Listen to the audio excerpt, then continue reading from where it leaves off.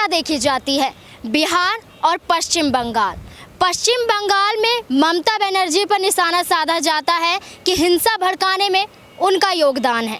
वहीं बिहार में नीतीश कुमार को घेरा जाता है कि लॉ एंड ऑर्डर सही तरीके से कार्य नहीं कर रहे हैं, जिसकी वजह से हिंसा भड़कती है। हिंसा होती है रामनवमी के अवसर पर शोभा यात्रा निकाली जाती है और दो गुटों में टकराव हो जाता है और ये टकराव हिंसा में बदल जाती है और कई लोग घायल हो जाते हैं और कई लोगों की जान चली जाती है, जिसके तहत बिहार में तो नहीं लेकिन पश्चिम बंगाल में धारा 144 लागू कर दी जाती है। इंटरनेट सेवा बंद कर दी जाती है और कहा जा रहा है कि दंगे और भी भड़क सकते हैं, इसलिए शांति के लिए ये कदम उठाए जा रहे हैं। लेकिन क्या ये एक साजिश को अंजाम देना है? जिस तरीके से समुदाय को टारगेट किया जाता है, क्या ये इस तरीके की रणनीति आजमाई जा रही है? कौन सी पार्टी ये खेल खेलती हुई नजर आ रही है? क्या इसका असर आने वाले चुनाव पर पड़ेगा? इन सभी के सवाल देने के लिए मेरे साथ मौजूद है मेरे सहयोगी राहुल जी। राहुल जी, आपका पहले बहुत बहुत स्वागत है। जी, बहुत बहुत शुक्रिया। सर, मेरा पहला ये सवाल है कि ये जो हिंसा भड़क रही है रामनवमी पर देखी जाती है, जिसमें बिहार में नीतीश कुमार पर निशाना साधा जा रहा है, पश्चिम बंगाल में ममता बनर्जी पर, लेकिन पलटवार करते हुए ये दोनों पार्टी कहती हुई नजर आ रही है कि ये भारतीय जनता पार्टी के इशारों पर किया जा रहा है, क्योंकि बिहार में अमित शाह की रैली देखी जा रही है और भारतीय जनता पार्टी के तमाम और मंत्री पश्चिम बंगाल की तरफ रुख कर रहे हैं। तो क्या ये सही है? देखिए, सबसे पहले तो मैं कहूँगा हिंसा किसी भी तरीके की जायज़ नहीं ठहराया जा सकता, क्योंकि जो हिंसा होती है इससे देश की आम जनता ही उस पर फ़र्क पड़ता है। देश की आम जनता उसमें घायल होती है, चाहे बंगाल में हिंसा हो या बिहार में हो या फिर दिल्ली हो।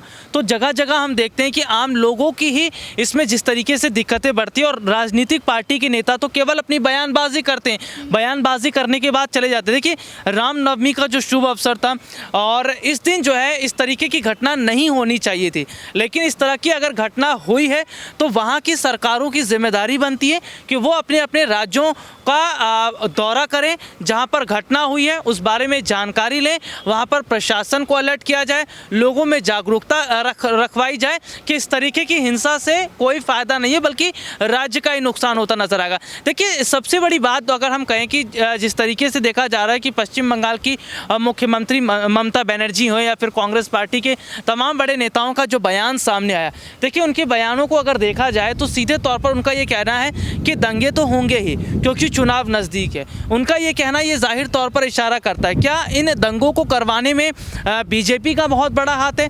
क्या इस तरीके का माइंडसेट किया जा रहा है? और सबसे बड़ी बात है, क्या चुनाव को जीतने के लिए बीजेपी इस तरीके की रणनीति अपना रही है? देखिए, 2024 का जो चुनाव है वो ज़्यादा दूर नहीं है।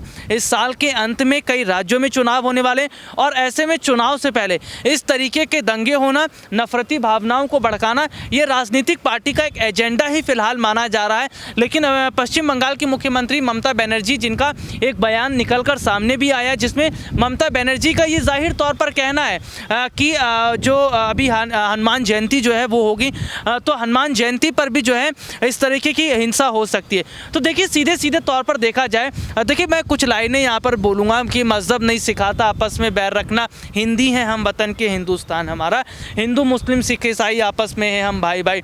और ये केवल कविता नहीं है, ये एक ऐसा मैसेज है जो हमारी देश की जनता देख भी रही है, सुन भी रही है और जो जा भी रहा है। और ये मैसेज बहुत पहले से दिया जा रहा है। हमारा देश जब आज़ाद हुआ, आज़ादी के बाद ही हम देख रहे थे कि इस तरीके का माहौल बनाया जाता है कि मज़हब नहीं सिखाता आपस में बैर रखना, हिंदी हम वतन के हिंदुस्तान हमारा, क्योंकि इस देश में केवल हिंदू ही नहीं रहते। हमारा एक ऐसा देश है जहाँ पर सभी धर्मों के लोग रहते हैं, जहाँ पर सभी त्योहारों को मनाया जाता है। हमारे देश में हिंदू भी है, हमारे देश में सिख भी है, ईसाई भी है, मुसलमान भी है। और अगर त्योहारों की बात करें तो होली भी मनाई जाती है, दिवाली का त्यौहार होता है, दशहरे का त्यौहार होता है, रमज़ान का त्यौहार होता है, गुड़ी पड़वा मनाई जाती है, पोंगल मनाया जाता है या बैसाखी जैसा त्यौहार मनाया जाता है, ओणम मनाया जाता है। तमाम इस तरीके के त्यौहार मनाए जाते हैं। तो देखिए सीधे सीधे तौर पर देखा जाए तो चुनाव से पहले इस तरीके की जो घटनाएं हो रही हैं, ये कहीं ना कहीं ये एक चीज़ जो है ये जाहिर तौर पर स्पष्ट बता रही है कि अगर यहाँ की राज्य पहले से इन हालातों को नहीं संभालती है तो शायद आने वाले वक्त में मुश्किलें पड़ती ज़रूर नज़र आएंगी। और देखिए सबसे बड़ी बात है, बिहार में जिस तरीके से हमने जो दंगा देखा उस पर बीजेपी ने वहाँ की जो विधानसभा है और विधानसभा के बाहर लगातार प्रोटेस्ट किया और ये कहा गया कि नीतीश कुमार को इस्तीफा देना चाहिए। यही बंगाल में हो रहा है।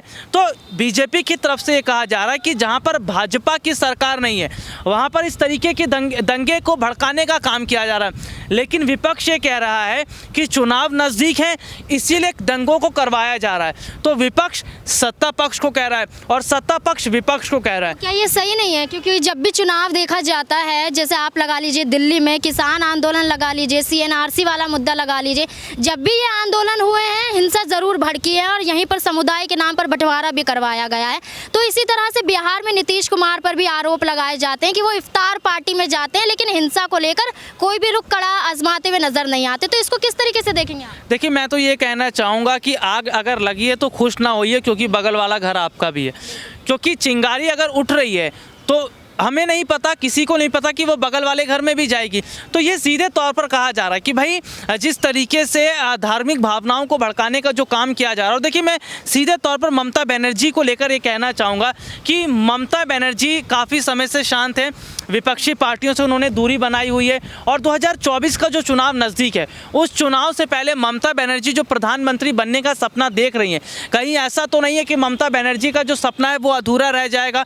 और जिस तरीके से हम देख रहे हैं कि विपक्षी पार्टियां एक होती नजर आ रही हैं लेकिन विपक्ष को तोड़ने की भी एक बड़ी साजिश रची जा रही है। तो सीधे सीधे तौर पर देखा जाए तो विपक्ष को जिस तरीके से तोड़ने का काम किया जा रहा है या सरकार की एक बड़ी जो साजिश को हम देख रहे हैं, ये चीज़ें निकल कर ज़रूर सामने आ रही हैं कि फिलहाल ये पूरे तरीके से एक चुनावी स्टंट ही इसे कहा जा रहा है। देखिए जब जब दंगे हुए हैं या जब जब धरना हुआ है उसमें राजनीतिक पार्टी ने अपना निशाना साधा है। दिल्ली का विधानसभा चुनाव, जब दिल्ली में विधानसभा चुनाव होने वाले तो उससे पहले अगर देखा जाए तो दिल्ली में एक बड़ा आंदोलन हुआ था और जिस तरीके से हमने देखा था कि भाई अमित शाह जो गृह मंत्री थे वो यहाँ दिल्ली में आए तो उन्होंने कहा था कि बटन यहाँ पर दबाओ और शाहीन बाग तक बात पहुँचनी चाहिए। तो ये तमाम चीज़ें जो आज कही जा रही हैं जाहिर तौर पर कहीं ना कहीं पहले से कही जा रही है। तो इनका एक मोटिव सेट होता है कि हमें हिंदू वोटर चाहिए या मुस्लिम वोटर चाहिए, लेकिन वोटर्स के चक्कर में जिस तरीके से नफ़रत को बढ़ा दिया जाता है इससे